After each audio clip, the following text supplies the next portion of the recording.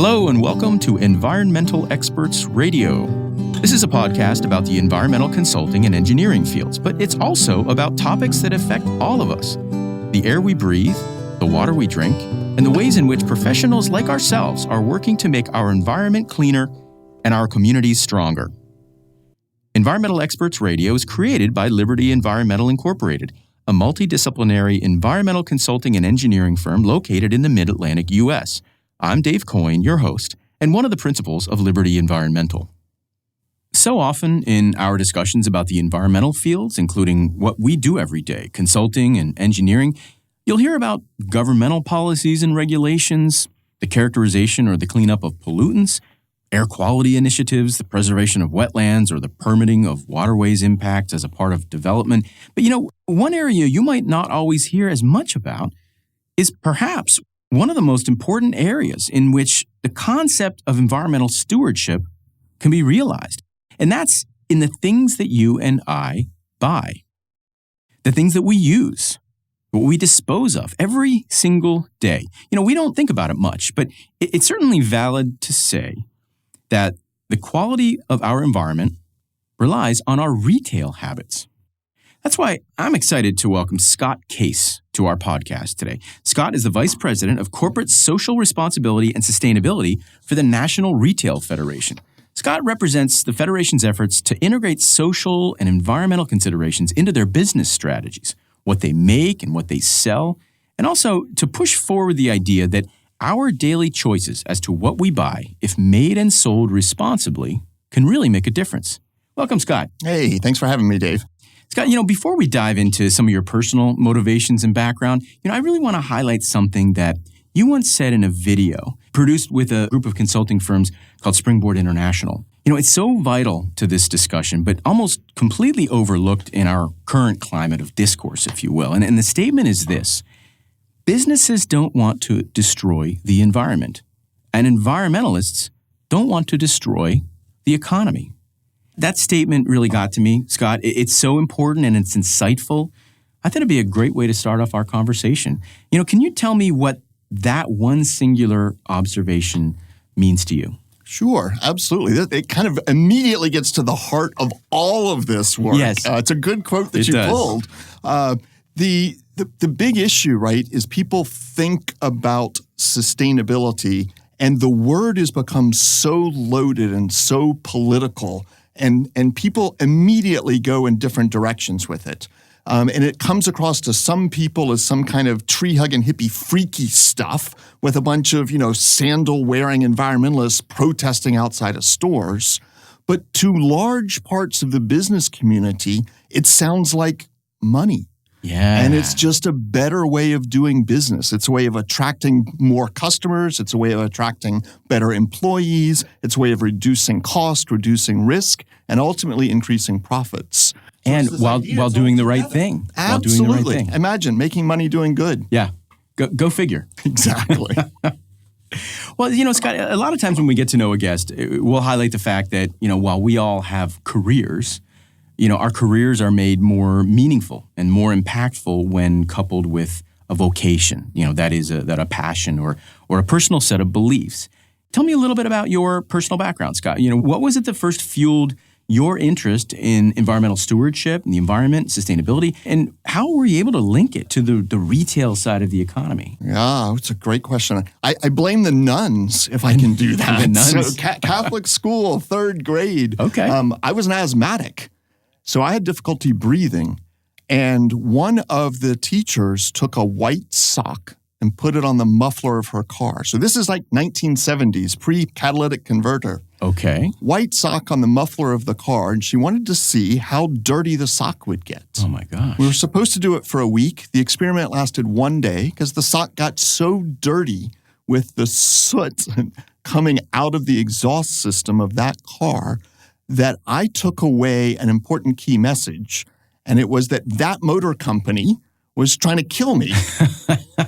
And quickly we had all these conversations about the connections between the environment, human health, and business. Wow. So since third grade, I've been fascinated with those connections. That was a very forward-thinking nun. Every once in a while they get it right. Sister Mary Rachel Carson, something like that. But this was, so these were folks who had just kind of, I'm in elementary school in the early 1970s. So Rachel Carson's come out. The Nixon administration has launched the U.S. Environmental Protection Agency. So we've got all of this stuff kind of happening. Yeah. And I was fascinated by it. We've had, on prior podcasts, we've done sort of look-backs into some of the origins of not just the environmental movement in the United States, but also the origins of key pieces of landmark legislation that have defined regulatory policies. And it is amazing to recall, and I was relatively young. I was born in 70. But, that period of time, 65 to 75 was, by far one of the most sort of tumultuous times for a lot of reasons. But, on the heels of a lot of these incredible observations of, you had the Denora inversion of about a decade or two earlier. And then you had Love Canal sort of becoming, nationally, almost a national crisis in a way, even local as it was in the mid-70s. Between that period of time, it's just an incredible period of development of environmental awareness, kind of an organization on the government's part to reflect the concerns of the American people and to listen to when people finally started to say in a very loud and cohesive voice, we want cleaner air, we want cleaner water, we want cleaner soil, right? Absolutely. And all of these things kind of happened. So we were in school at about the same time, right? So we're on that same timeline, but you have environmental legislation. You have the creation of the EPA, you have enforcement mechanisms, you have business reacting, hey, we don't like being told what to do. And at the same time, you have more and more environmental issues. We have the garbage barge that went up and down the East Coast trying to figure out where to bury all of this garbage. We had the hole in the ozone layer and some kind of innovative mechanisms to protect the earth and reduce ozone emissions. So what you're seeing during this whole period, it's very, very tumultuous because you've got regulators, environmental and business people, each trying different approaches to solve the same problem. Because as you pointed out, everybody wants clean air and clean water and a clean environment. Yeah. It took those events that were outside of localized areas. It took these events to be broadcast throughout the entire country for people to see how incredibly important it was, and that it could certainly, these kinds of issues, the observation or the discovery of large places where hazardous waste have been buried and impacting the health of communities, that could happen just about anywhere in the United States. It could happen in your backyard if you weren't vigilant enough. So people wanted to know, how can we make sure this doesn't happen here, or how can we make sure we can protect ourselves and our children? Absolutely. So my guess is, given our ages, so you spent a lot of your early engineering days looking at things like CERCLA and Superfund issues and all that kind of stuff. What was happening around that same time period is globalization of the economy. Okay. So what used to be visible pollution we could see here in the United States was in many ways shipped overseas because the rules were a little different there. Okay. And so the thought was just move it away from where people can see it. Interesting. But now what's happened with the rise of social media and everybody interconnected, everyone's walking around with a supercomputer with a camera in their pocket, those kinds of issues that used to kind of just be away and out there are now very, very visible and can be broadcast widely everywhere. So big business all of a sudden realizes they can't hide these issues, right, and nor did they want to. They're just now, the executives are more aware of what's going on. No, I mean, it absolutely makes a ton of sense that there's just this entirely different climate now, and there's got to be a responsibility. I think the key element there's got to be an acknowledgement of the responsibility of what it takes to create a product, sell it, and what it eventually becomes, right? Absolutely. One of the reasons, Scott, I've really been looking forward to speaking with you is your role as an advocate to the things you just spoke to, but particularly from the perspective of the retail consumer and the producer of retail products. I just think that's such a unique angle and so insightful because it's so incredibly important, even though it's not something that we maybe think about every day. So, if you don't mind, let's start broadly. It's okay. I mean, I'd love to just kind of, bounce some ideas off and get some of your expertise and your thoughts on this. What does this term sustainability, What does it mean from the perspective of the average person in the marketplace? What should we think of when we see that term sustainability? Ooh, it's a good question. It's a biggie, but every client engagement has always begun with me asking the client, what do you think sustainability means? Okay. Because there are tons of different definitions depending on where someone is within the supply chain or just within their thinking about this space. Sure. So broadly speaking, kind of the generic definition is it's an effort to try and balance the environmental and social and financial impacts of every decision.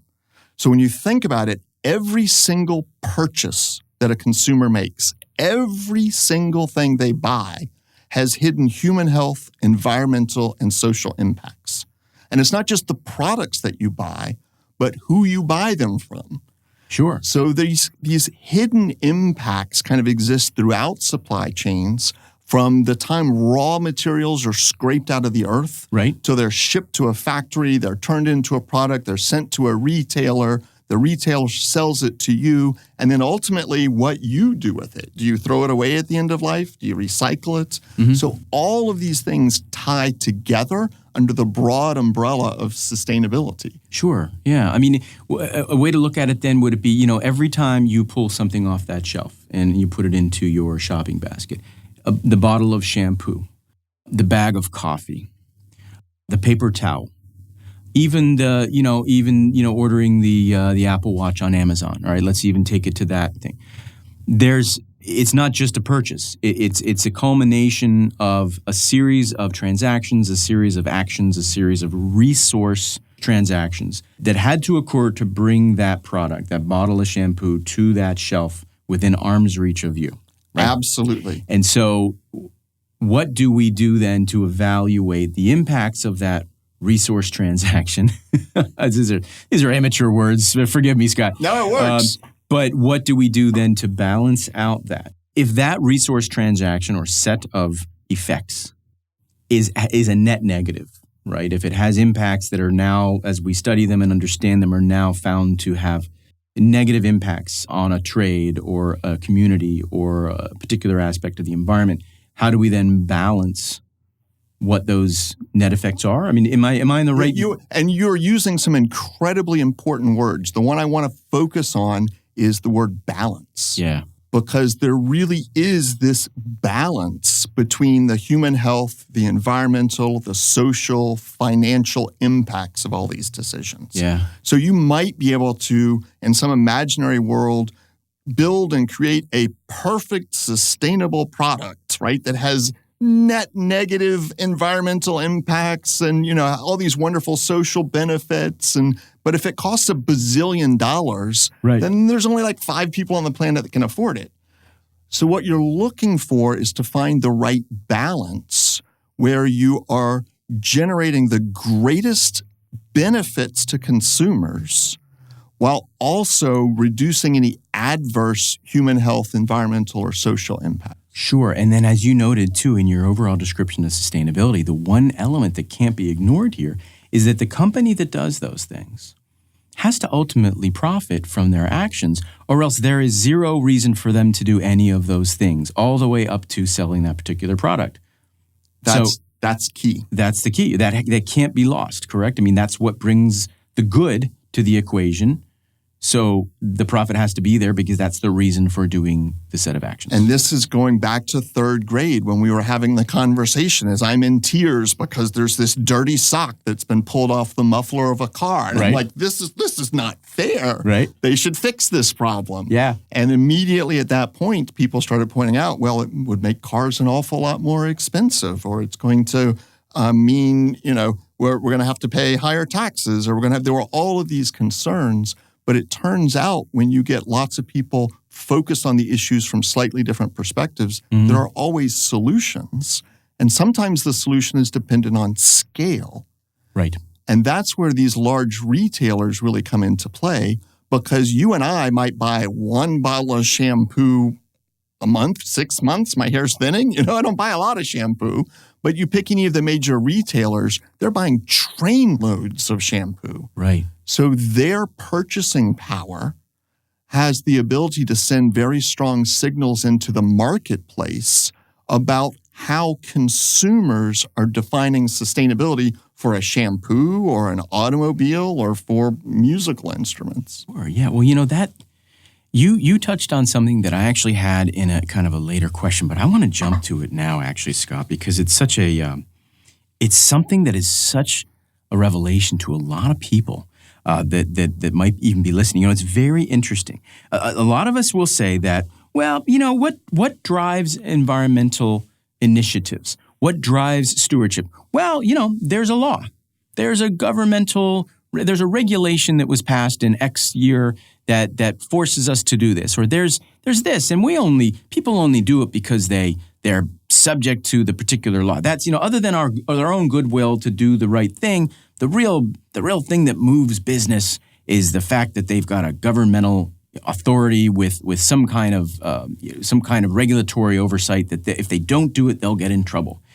But that's not true, is it? It's really interesting to see that the leaders especially in the recent years, the leaders in a lot of this have been driven by the businesses themselves for many reasons. In fact, I think it's accurate and very surprising for a lot of people to hear that one of the leaders in the drive towards environmental accountability was Walmart.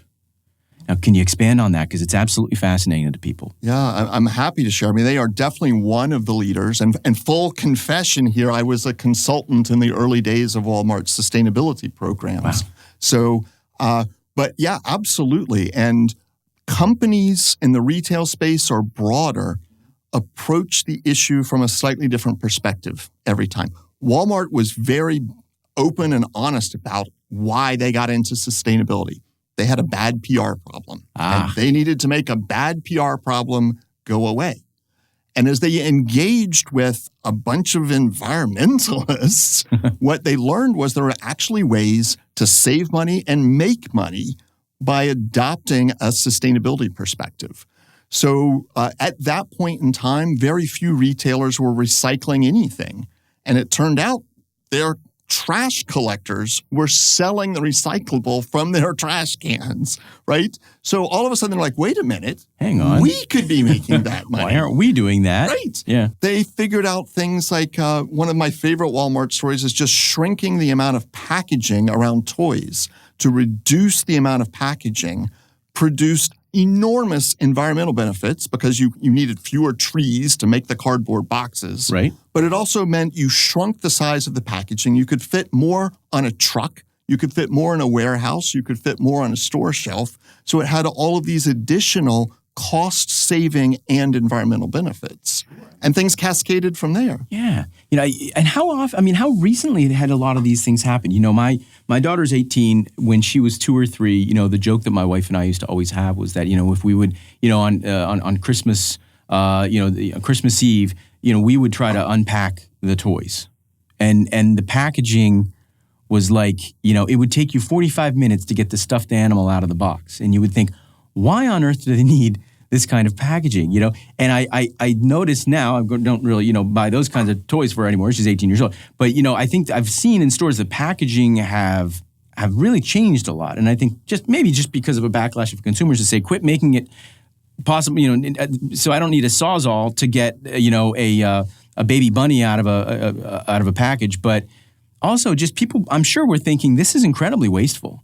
Like this stuffed bunny does not need to be wrapped in plastic, mounted against 14 layers of cardboard, and then mounted again with all these little twist ties into another rigid plastic packaging. It's a stuffed bunny, I mean, is that what kind of, It is. And what's fun with the example you just gave is that packaging is one of the things that consumers really get and they understand. Yeah. And different retailers have approached the sustainability of packaging from different mindsets. So Amazon, for example, launched their frustration-free packaging program to make it easier to get into stuff. Okay. That also has some interesting environmental and financial benefits because they're reducing the amount of packaging and making it easier to get into. And sure. Ultimately, different retailers are specifying or encouraging their suppliers to include packaging that comes from renewable resources or that is recyclable or made from recycled content.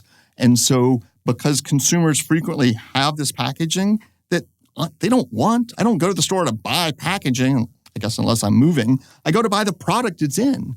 So everything else feels wasteful to the consumer. Mm-hmm. So finding ways that you can reduce the environmental impacts, reduce the frustration impacts, make it easier for the consumers to recycle it or reuse it, all has these benefits. And it's just one of many ways retailers are looking at the sustainability equation. Scott, this is amazing. We are just getting started here, and definitely what I'd like to do is just throw a kind of an end cap on this one as part one of our discussion with Scot Case. In part two, please join us again. What we'd like to do is we're going to talk to Scott about what it really means for a product to be environmentally friendly. We'll talk about a lot more as well. So join us again for another episode of Environmental Experts Radio. This podcast is a production of Liberty Environmental Incorporated and is recorded in the Pagoda City Record Studio in Reading, Pennsylvania. Pagoda City is Reading's premier recording studio and record label, and it's housed within the iconic Goggleworks Center for the Arts. The original music for this podcast has been performed by Perry Ryan. I'm your host, Dave Coyne, and this has been Environmental Experts Radio.